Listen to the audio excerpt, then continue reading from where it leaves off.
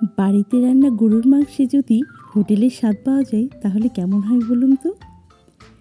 আসসালামু আলাইকুম ভিউয়ার্স, আমার রান্নার স্কুলে আজকে আপনাদের স্বাগতম। বাড়িতে কোনো প্রকার বাজারের মশলা ছাড়াই, আমি বলতে চাচ্ছি প্যাকেট মশলা ছাড়াই, কিভাবে আপনারা গরুর মাংসে হোটেলের মতো স্বাদ আনতে পারবেন আজকে আপনাদের তারই ট্রিক্স দেখাবো। সাথে আরও থাকবে গরুর মাংস সহজে সিদ্ধ যেন হয় তার একটা টিপস। চলুন দেখে নিই। প্রথমে কড়াইয়ে তেল দিয়ে দিচ্ছি।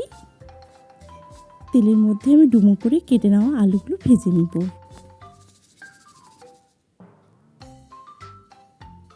আলু ভাজার জন্য এর মধ্যে দিয়ে দিচ্ছি 1/2 চা চামচ পরিমাণ হলুদ গুঁড়ো। এখন আমি আলুগুলো ভালো করে ভেজে নিচ্ছি। ভাজা হয়ে গেলে তুলে নিব আলুগুলো। আমি আলু ভাজা তেলের মধ্যে দিয়ে দিচ্ছি পেঁয়াজ কুচি 1 কাপ পরিমাণ, আর এখানে দিয়ে দিচ্ছি একটু মোটা করে কাটা পেঁয়াজ 2টি। পেঁয়াজগুলো হালকা ভেজে নিয়ে এর মধ্যে আমি দিয়ে দিচ্ছি তেজপাতা, দিয়ে দিব দারচিনি 5 থেকে 6টি, গোটা এলাচের ফল 7 থেকে 8টি। আমি এগুলো ভালোভাবে ভেজে নিব।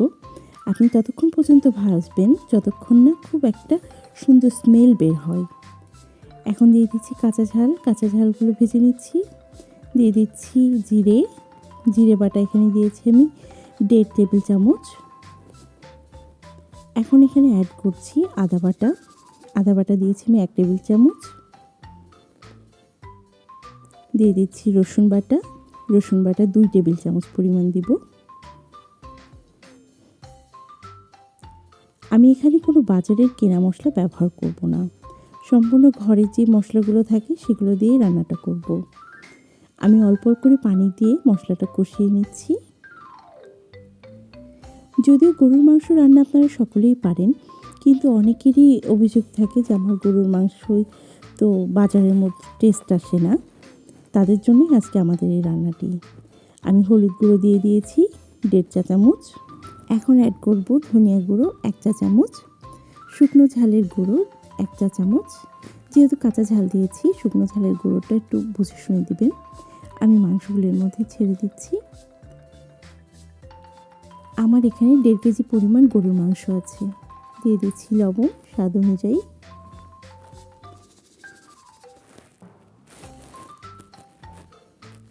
আমি ভালোভাবে নেড়েচেড়ে প্রতিটা মাংসের গায়ে মশলাগুলো লাগিয়ে নেব। আপনারা মাংসের কালার দেখে হয়তো আন্দাজ করতে পারছেন যে মশলা কতটুকু পারফেক্ট হয়েছে।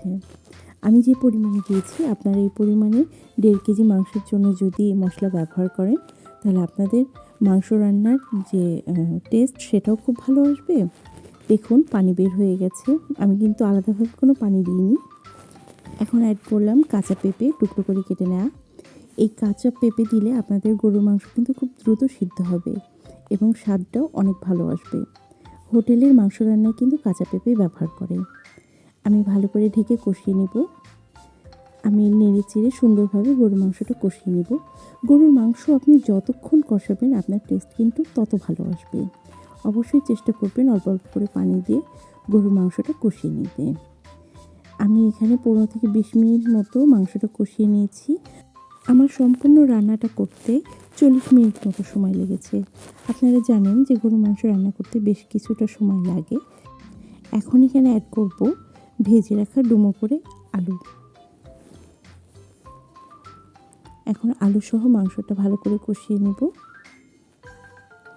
আমি ততক্ষণ পর্যন্ত মাংসটা কষাবো যতক্ষণ পর্যন্ত না তেল এবং মশলা আলাদা হয়ে যায়। আমি আবারও বলছি, গরুর মাংস বেশ কিছুক্ষণ সময় ধরে কষিয়ে নেওয়ার চেষ্টা করবেন, এতে আপনার মাংসের স্বাদ বাড়বে। দেখুন আমার কিন্তু কষানো শেষ। এখন আমি সিদ্ধ করার জন্য পানি দিয়ে দিচ্ছি।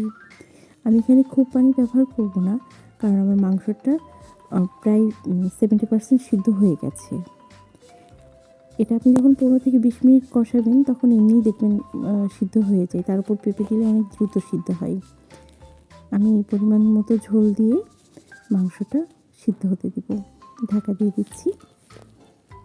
টানটানা, আমার মাংস কিন্তু ফুটে গেছে। কালার কত সুন্দর এসেছে দেখেছেন? আপনারা দেখে হয়তো বুঝতে পারছেন যে কতটা টেস্টি হবে এই মাংস। আমার আজকের রেসিপি ফলো করে আপনি কিন্তু হোটেল স্টাইলে মাংস রান্না করে ফেলতে পারেন আর চমকে দিতে পারেন প্রিয়জনকে। আমাদের রান্না যদি ভালো লেগে থাকে অবশ্যই আমাদের চ্যানেলটি সাবস্ক্রাইব করার অনুরোধ থাকলো।